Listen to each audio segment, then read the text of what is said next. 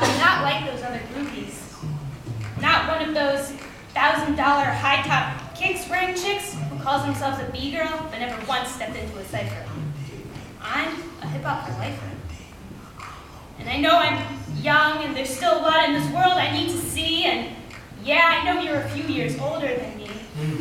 But from what I can tell, this is love with a capital L. Hip-hop? I think I love you.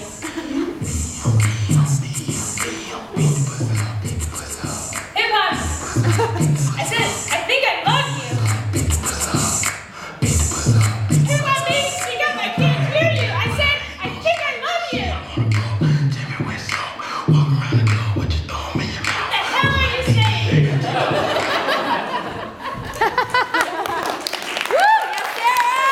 Woo! Woo!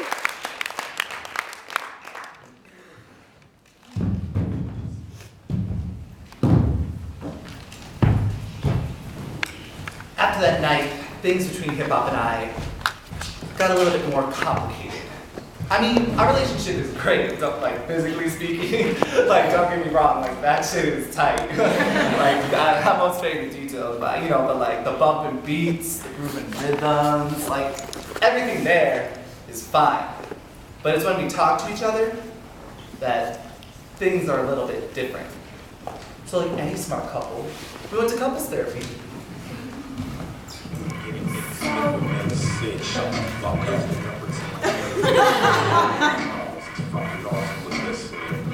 I understand that you hip-hop are like novels. Would you like to go first?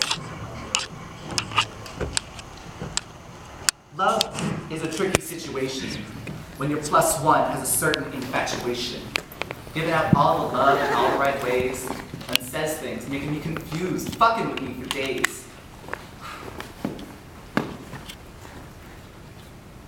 And then, when it's just the two of us, we get really, really close. And we listen to each other. But it gets a little bit tricky. So, to listen, you have to get real close. And you have to lean in. And you hear it. You hear that number one nut busting, nightclub thumping, naughty romping, nasty bitch loving, day bitch loving, night bitch loving, that crazy shit loving.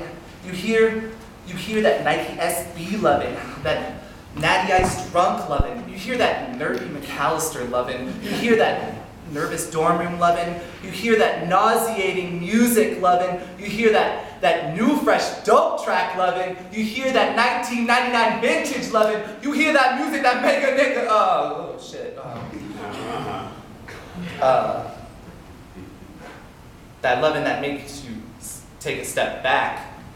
That loving that makes you think about who you are. That loving that makes you remember who you are.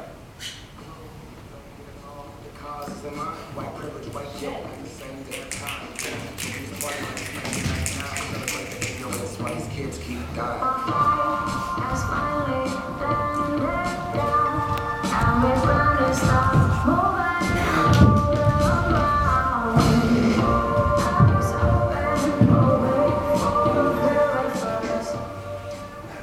You see, hip-hop and I aren't so good with words, so while I say things that are messed up too, I hear a lot of things that really break me down and get me going. Like this one time, hip-hop called me a punk-ass faggot. Hip-hop tells me, let the hoes fight, pull her weave out. White Bens, dyke twins. I'm gonna lie, they only fives, but together they be tens. Pimping all over the world. With that pussy beatbox? 36, 25, 34. Go to sleep, bitch. Die, motherfucker, die. Let's call the boys. Let's run a train. Just give me weed and my joint. But hip-hop always knows how to make it up for it. Like, hip-hop never gives me roses or a box of chocolates or breakfast in bed. It's even better than that. Hip-hop, when they said some hurtful shit to me, they gave me Frank Ocean. Hip-hop shine bright like a diamond. Ties and murals painted with cities Salt and Pepper, Queen Latifah, even Nicki Minaj. Hip hop gave me the Fugees.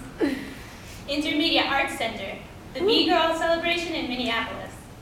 Soundset. Speak the voice and shit's alike. I'm gonna be faithful to thee. It gave me comment.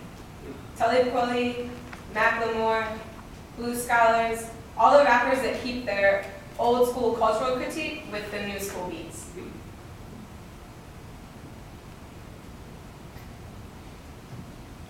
So, as much as they say hurtful things all the time, it seems to me Hip-hop and I still find ways to love one another.